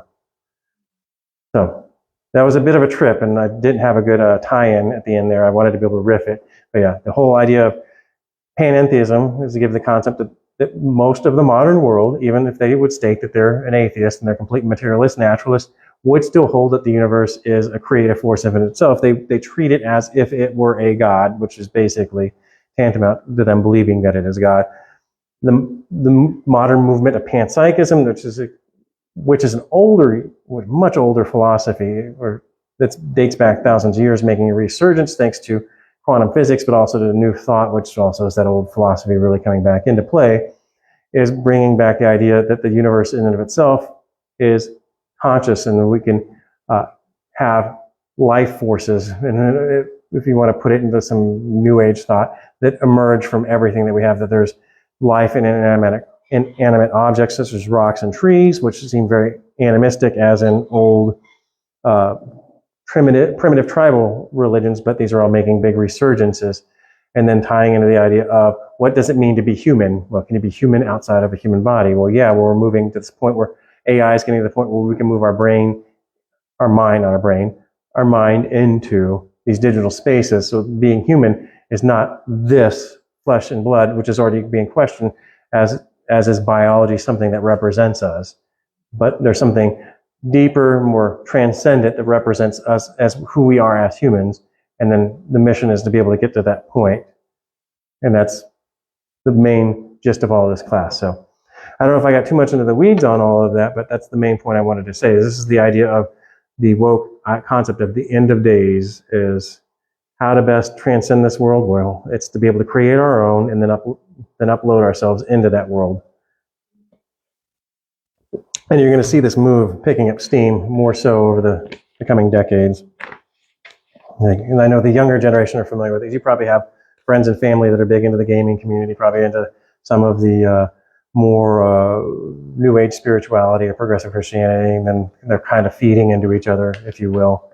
So, okay, with that being said, now we're actually going to be dealing with an apologetical approach, this which we haven't done in classes. So here's some cool, soothing water for some parched souls here of what we've been having to deal with all these many weeks. So I'm going to go and read here. So transhumanism is a philosophical and cultural position that encourages human advancement through technology. More specifically, transhumanism encourages the use of artificial enhancements to push mankind towards something more than human. Fundamentally, it is a form of utopianism. If you ever wanted to know what utopianism means in Greek, it just means good place, or utopia. The belief that human beings can change themselves and create a heaven on earth. The basic idea of improving the human condition is perfectly compatible with the Bible. In fact, it's the one purpose of a Christian lifestyle. But transhumanism contradicts the Bible when it assumes that humanity is completely sovereign and capable of self-directed change without the need for God. Many who see artificial intelligence on the horizon point to the development of machines and other technology. They note how industrial robots are faster and or stronger than people. Calculators can perform operations with perfect accuracy in much less time than a human being. Computers, of course, can store, recall, and manipulate data far more efficiently than can a person. AI proponents often point to computers that have beaten human opponents in contests such as chess or the TV game show Jeopardy! Following this type of reasoning, some suggest that technology may advance such that machines will be able to think as well as or as better than the average person. An analogy to show such reasoning falls short relates to animals and people. When someone says machines and AI will be better or smarter than human beings, it's like saying animals are better than humans. Cheetahs are faster, elephants are bigger, birds are more agile. The problem, of course, is all of those are separate animals and they're only better in separate categories. A single AI program might be better at chess or cooking or even making music, but for AI to be as legitimately as smart or outsmart or smarter than people, a single program would need to excel in all those things at once. Modern man has technology unimaginable generations of 1,000 years ago, but we're still human, still flawed, and still in need of a savior. Experience has taught us that human beings tend to be just as immoral with technology as without it, as what you were talking about, Harry. Aldous Huxley noted that what science has actually done is to introduce us to improved means in order to obtain hitherto unimproved or rather deteriorated ends. In other words, science doesn't make humanity less sinful or more moral, it just makes our sin more sophisticated. Human experience demonstrates that the utopian side of transhumanism is just as fictional as the spiritual side. And I think we can always just point out to the idea of as many of these utopias as we can dream up, you can also dream up the equal, if not more amounts of dystopias. Artificial intelligence is, so this question, is artificial intelligence, AI, biblically possible? AI is a phrase referring to a program or computer system that thinks, reasons, and learns in the same way as a human being. This has long been a theme of science fiction. The droids from Star Wars films are thinking, reasoning, emotional machines. Fictional AI often takes on a villain's role, such as the HAL 9000 from 2001, A Space Odyssey, The machines of the Matrix, or the character Ultron from the Marvel comics. The concept of advanced artificial intelligence is related to the idea of a technological singularity, the point at which man-made creations overtake humans in terms of reasoning ability, problem solving, and self-development. Despite hopes and fears to the contrary, there is no reason to think that the true artificial intelligence is possible, let alone actual. Many who see artificial intelligence on the horizon point to the development of machines and other technology. They note how industrial robots are faster and or stronger than people. Calculators can perform operations with perfect accuracy and much less time than being human. I think I'm basically duplicating myself, so yeah, I reduplicated myself. I did not think original thoughts there, so forgive me. So basically, we have this hubris to think that these machines are actually smarter than they are. I'm moving on here to 77. An analogy to show how such this reasoning falls short relates to animals and people. Okay, here I am. What? Yeah, excuse me. Okay, here we go. Key to understanding the idea of artificial intelligence is carefully redefining terms such as intelligence. In popular depictions of AI, more common terms are variations of smart or smarter. Computers often appear to be intelligent when, in fact, they are performing extremely low-level thinking extremely quickly. They aren't actually smart. They're just capable of doing certain tasks in less time than people can. There are some tasks that cannot do it at all. They cannot do it all. If a person defines intelligence in a way that eliminates concepts such as morality, emotion, empathy, humor, relationships, and so forth, then the phrase artificial intelligence is not so much meaningful. This is particularly important to keep in mind when discussing strategy games like Go, in which computers often defeat the greatest human masters. This is, some say, is proof that computers can be smarter than people, and perhaps already are, and yet the program that bests a human in a strategy game is designed specifically for playing that game. It might win, but the human can then leave the room and do many, many other things that the machine cannot do. The software that allows the machine to succeed in the trivia game cannot tell you how to tie your shoes. The truth is that these purpose-built AI computers are markedly less intelligent than humans whom they defeated in narrow contests, which is basically saying they're no more smarter than the programming that's put into them, whereas humans can actually reason and come up with their own, we won't say programming, but we can come up to our own conclusions, whereas these machines can only work within the bounds of their algorithms. Further, even the most advanced computer still pits human intelligence against human intelligence. On one side is a single person, on the other is a machine mechanically drawing on the collective intelligence of many people. A computer that beats people at chess, checkers, or Jeopardy is not smarter than other people it beats. It's just better at getting certain results according to the rules of that particular game. So, the phrase technological singularity specifically refers to that theoretical moment when artificial intelligence reaches a tipping point after which it self-improves without human input and beyond human ability. In some cases, this technological singularity is anticipated as a boon to mankind, with all humanity benefiting from the discoveries made by a vastly superior intellect. In many cases, the singularity is feared as precipitating the downfall of the human race. A common staple of science fiction is a computer system that evolves and learns so quickly that it outruns the human mind and eventually dominates the world.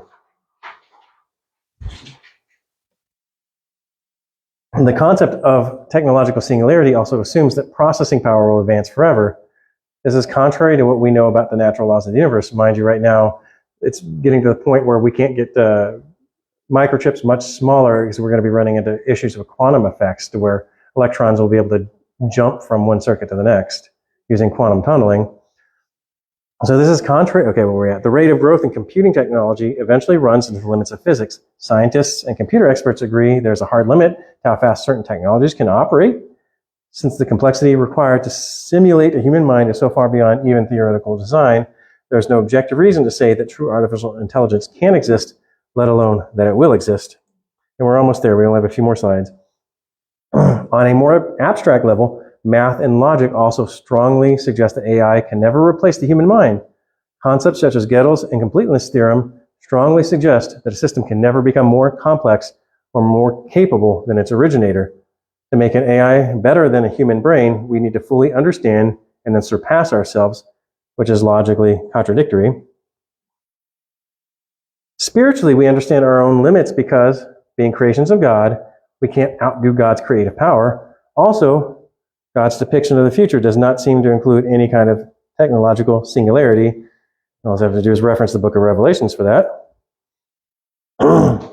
And regardless of the limitations they face, researchers continue to attempt to develop artificial intelligence, and large sums are being invested in programs that promise to further work in virtual assistants such as Alexa or Cortana, deep learning platforms, and biometrics. Not surprisingly, there's already a religion called the Way of the Future, started by a former Google engineer that plans to worship AI and look to it as mankind's creator and guide. Such futile imaginings are nothing new. Humanity is often guilty of worshiping the work of their own hands. The Way of the Future is just a modern version of carving an idol.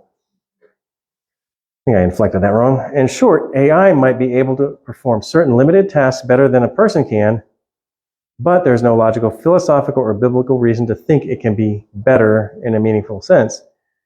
AI might emulate the patterns human beings use when we think, but it can never replace the prowess, dexterity, and creativity of the human mind. Despite fears and speculations, the weight of science, observation, and scripture refutes the possibility of true artificial intelligence or technological singularity. In short, the concept of AI makes for entertaining fiction, but not much else.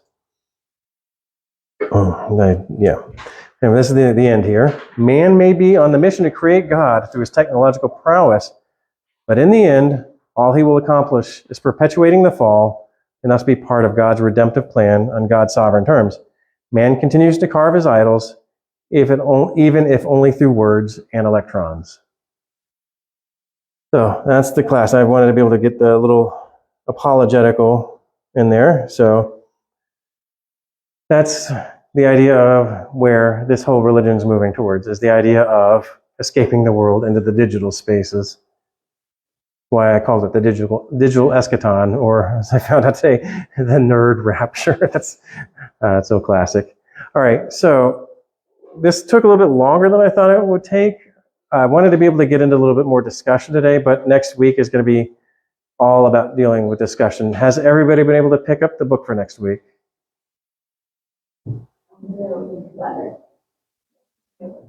Okay, because if not, I'm still just going to be able to carry us through the book. The first half of the book is basically covering everything we've taught in class in a highly condensed form already. So the second half is how we then can confront it. And I hate to say it, and this book will tell you, we had to go through all those classes to be able to go and actually do any kind of... Understand this book. Yeah. So with that being said, I'll go and pray us out. Could you cut the stream at Ms. Joni? Thank you. All right, let's pray. Our most gracious Heavenly Father, we want to thank you for tonight, Lord. Thank you for these students remaining attentive throughout this